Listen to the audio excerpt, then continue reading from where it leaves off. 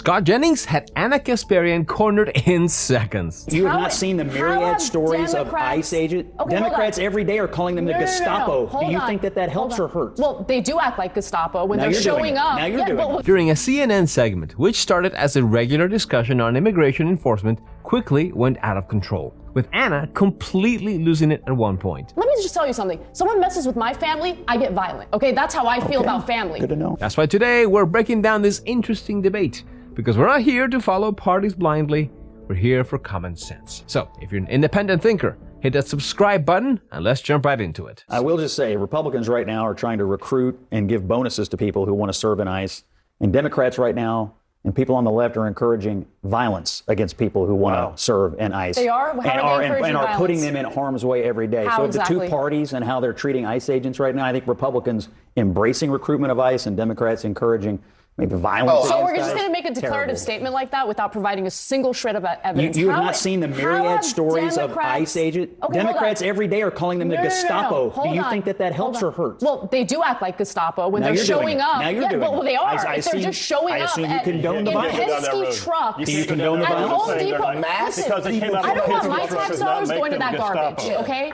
Those people do not deserve to be treated that way simply because they might be undocumented. Do the ICE agents deserve to be having violent acts committed, rocks thrown at them? No, they people don't. Trying to they don't. Kill and them? Those people who do that get arrested, and they should be arrested. Why don't they doing that? Because they've been told the ICE agents are Gestapo. Now, first of all, calling immigration enforcement garbage is just wrong. That kind of rhetoric is what led to the 830% increase in assaults on ICE agents in the first half of 2025 compared to the same time period last year. Now, I get the argument that ICE agents sometimes use masks and don't identify themselves, and that's a fair one. But let's not ignore the other side of the equation. Many of the individual ICE targets are genuinely dangerous criminals, so they have to resort to such tactics to ensure their safety and the operations are successful. For instance, last month in Nebraska, a Tren de Aragua member assaulted an FBI special agent and brutally attacked an ICE special agent, sending her to the hospital. But Anna wouldn't take such instances into account, and what followed was an unhinged rant that didn't make much sense. Have you considered the fact that in a city like Los Angeles that has a massive immigrant community, when they see their mothers or fathers or family members rounded up, that leads to a lot of rage and they retaliate? I'm not saying they should. That is criminal. They should not assault a police officer. Let me just tell you something. Someone messes with my family, I get violent. Okay, that's how I feel about family. Good to know. I protect family. So don't be surprised when people feel angry when they feel that there's a bunch of feds in their city invading their city, going after people who are just day laborers at a Home Depot parking lot. That's dangerous talk, though, with regard to law enforcement in general. Because you can make that argument about anything with law enforcement, which is, all right, so law enforcement came in, they arrested someone at my house, they got the wrong person, and I am mad, and as a result, I'm going to now get to be rageful? Well, no, I mean, look, you can be mad. It leads to unrest. It leads to a ton of unrest. No, it's more than that. They are physically attacking. And by the way, it is interesting. There's an 800% increase in attacks on ICE agents. Exactly.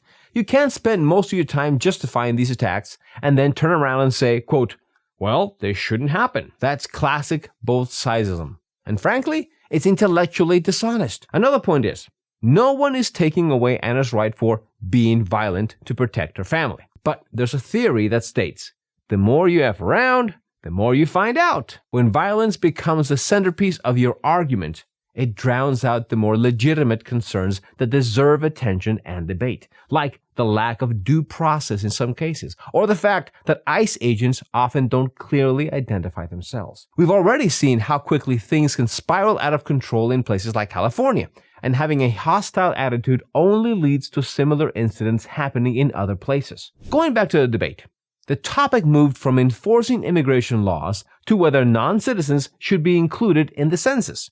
So, let's hear what Scott had to say about it. Scott Jennings, do you think the president wants to do a mid-decade census and reapportion everything right now? What's he doing?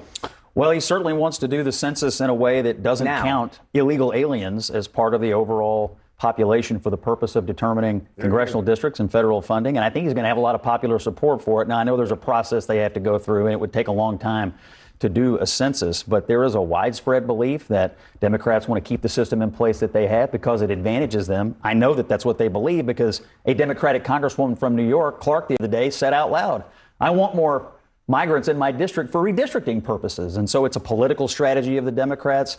And I think the president is saying to the American people, why are we counting illegal aliens, unauthorized residents in this country when it comes to apportioning our political leadership? It's because it's in the Constitution, the United States Constitution. The Supreme Court ruled on this in 2019, and they ruled against Trump 5-4.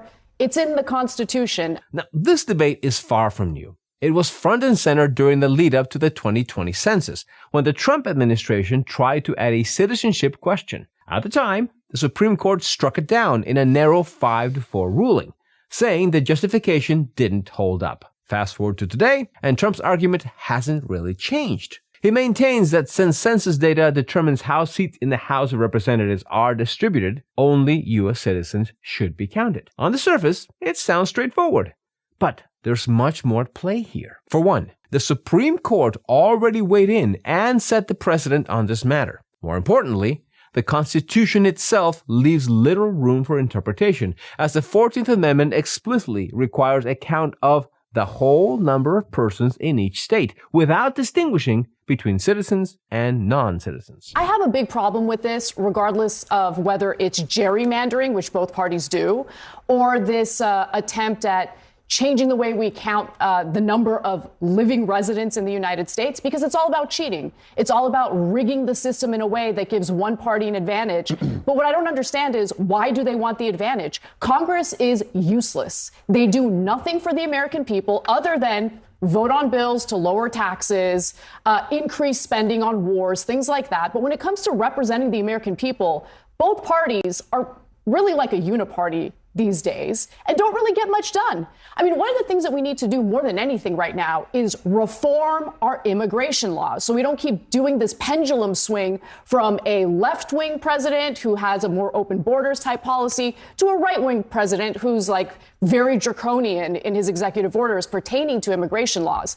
Congress is useless to the point where I question whether our system of checks and balances even matters. So I'm really down on Congress at this point. Yeah, seems like it. And I don't understand why they're so desperate to cheat, to gain more power when they don't really do much with that power, other than, well, there's a lot of, in my opinion, insider trading going on in Congress. In today's political climate, holding at least one chamber of Congress is absolutely essential for any president who wants to survive.